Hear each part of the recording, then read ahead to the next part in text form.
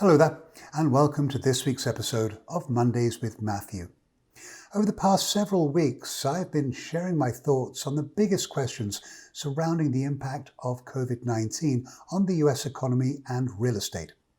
Having now covered the most pressing topics, I thought it would be interesting to turn my attention to some of the questions that you, my viewers, have sent to me.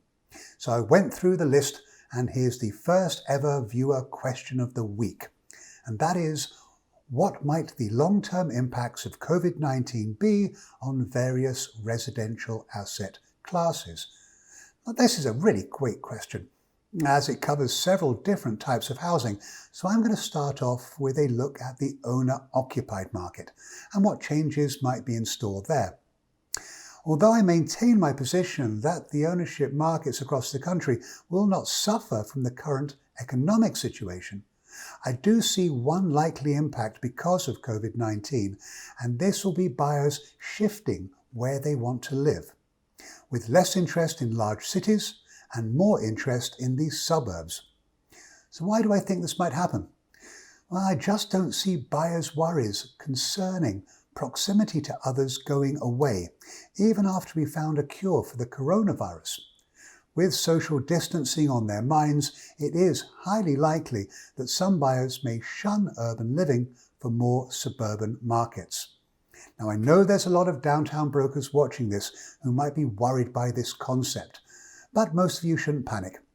This will largely apply to very dense cities like New York, San Francisco, Boston, with the impacts being significantly less in cities like Seattle, Portland, and Denver. But in today's new world, decisions regarding where to live won't just be made because of concerns over infectious diseases, but will also be based upon our ability to work, even part-time, from our own homes. Over the past month or so, you might be aware that very significantly sized companies like Amazon, Facebook, Google, Microsoft, and the like have all informed their staff, many of whom are already working remotely because of shelter-in-place orders, that they can stay working from home for an extended period, even after they're allowed to return to their offices. And to take this even further, just last week, Twitter made the announcement that some of their workers will now be able to work remotely forever. Now, these sorts of business decisions will impact housing markets across the country. With less need to live close to where we work, well, obviously some buyers are going to respond by either moving out to the suburbs, or for those who just can't cope with wide open spaces, well, they might just opt for a compromise, possibly trading a downtown high-rise home for a townhouse in a close-in suburb. Now, talking of high-rise living, let's move on to the condominium market. If my theory of demand growing outside of our downtown markets is accurate, urban condominiums will certainly be impacted. Now, if there is one saving grace, I think that markets that have not seen a very significant build-up of new housing developments, well, they should be able to steer clear of any significant price declines. We are certainly seeing those today in Manhattan's luxury condo market. But irrespective, I think that demand could certainly be impacted across the country. Additionally, it is possible that buyers who still want to live downtown will be more interested in developments that are proactively addressing concerns regarding virus transmission by implementing things such as touchless security measures, maybe enhanced cleaning protocols for common areas, enhanced HVAC systems, maybe even remote classes. What do I mean by that? Well, imagine a situation where rather than gathering together for yoga or cooking classes, or maybe now those classes become virtual and they're piped into the owner's unit to keep distance between residents. Developments, both new and existing, will have to adapt to new norms if they want to attract what could be a more limited pool of buyers. Looking now at the second home market, well, there are differing opinions here. Intuitively, it would be very reasonable to think that second home buyers are now, and will remain, at least for the time being, on the sidelines, mainly because of a drop-off in the traditional reason people buy second homes, and that is the wealth effect. Generally speaking, second home buyers purchase because they are feeling flush. And given the current economy, well, that may not be the case today, but even now, buyers are showing quite a lot of interest in second homes. So what's going on? Well, here you might actually be able to blame COVID-19 for doing something good. Take this as an example. In more typical times, maybe a wealthy resident in, let's say, San Francisco, or maybe they want to get out of the city. Well, they could rent a vacation home, they might grab an Airbnb, or they could stay at a hotel. Well, the pandemic has, for the time being, closed down those options.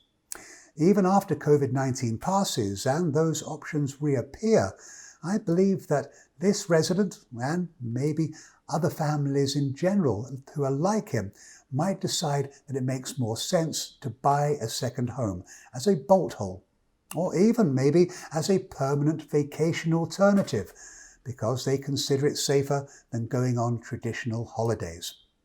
It'll be very interesting to see how this all plays out over time. Next up, the apartment market. Definitely issues here. I looked at some data from the National Multifamily Housing Council, and by their numbers, 22% of renters didn't pay their rent in April, and just shy of 20% didn't pay this month.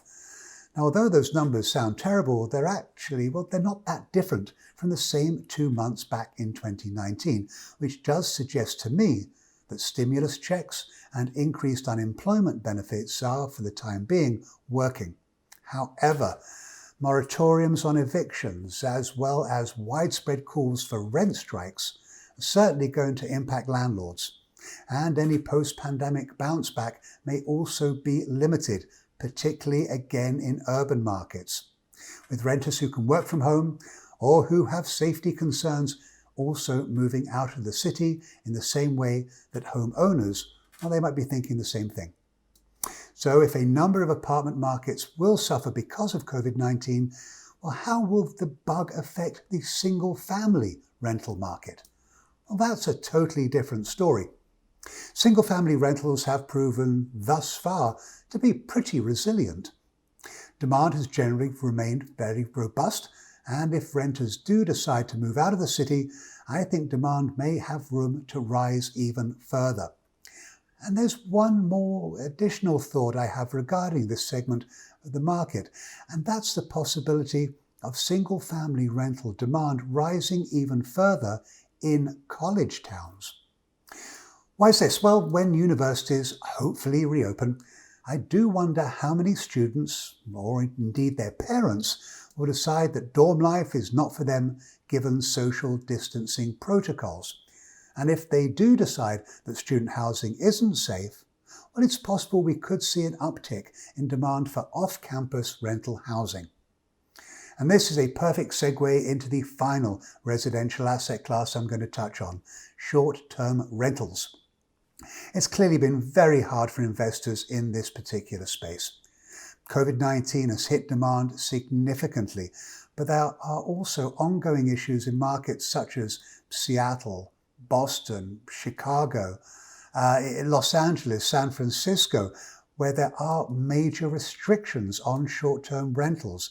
And these aren't restrictions that are new. They've been in place for quite some time. Though even after the country reopens, I do question how comfortable we will be jumping back into using VRBOs and other similar programs. I'm also somewhat concerned that demand may be further diluted if we see a veritable fire sale on hotel rooms. And I say this because hoteliers are going to be trying as hard as they can to recoup some of the revenue that they've lost so far this year. And this, in concert with significantly upgraded room cleaning protocols at hotels, that could possibly further limit demand for short-term rentals. That said, and even if we do see lower demand, I think it's quite likely that investors with just one investment unit will decide to keep it and hope for a bit of a rebound. or they might look to move that unit into the long-term rental arena. But I think there will be other investors with larger portfolios who may be forced to sell, as the carry cost of the units without decent rental income, well, that just might be too great. So those are my thoughts on the different residential housing sectors. As far as I can see, the biggest concern I have is actually purely geographic and migratory. People looking to live in a different location, in essence, from where they have been used to living, mainly because of two reasons. One, concerns over health, and secondly, remote working. Again, I hope my comments have been of interest or at least thought-provoking. As always, if you have any thoughts about this subject, or if you have a question you would like me to address here, I would love to hear from you. Take care out there, and I do look forward to visiting with you all again next week. Bye now.